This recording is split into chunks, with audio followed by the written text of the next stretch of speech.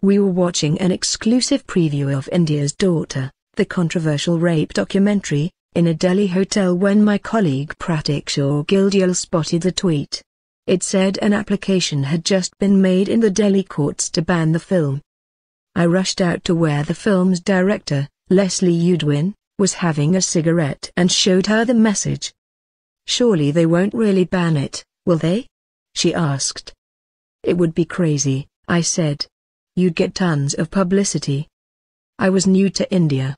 I had been in my new job as South Asia correspondent for just over a week. A seasoned reporter from one of the Indian national papers overheard our conversation. He drew deeply on his cigarette and blew out a cloud of smoke. "They'll ban it," he said with grim certainty. He was, of course, right. By virtually any measure, the ban on India's Daughter backfired, generating huge publicity for the film around the world. Yet it seems the Indian government has not learnt its lesson. Now it is attempting to shackle the environmental pressure group Greenpeace, stopping it from receiving money from abroad. The Indian government has announced it has frozen Greenpeace's bank accounts, claiming the organization has broken tax laws and works against India's economic interests. The claim is that it has been stalling development projects by protesting against large infrastructure projects.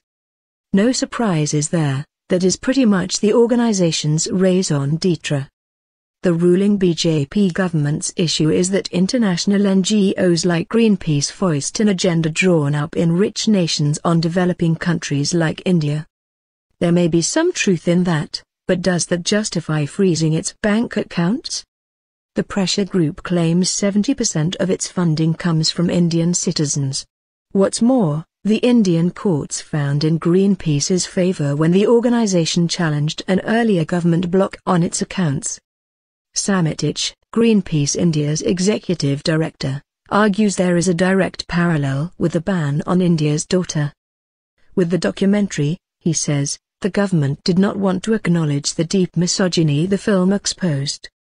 Similarly, he thinks the government does not want Greenpeace to expose the terrible damage some development in India is having on the environment. He says banning the pressure group's foreign funding, like banning the rape film, is bad for Indian democracy and for the country's image abroad. In a democracy,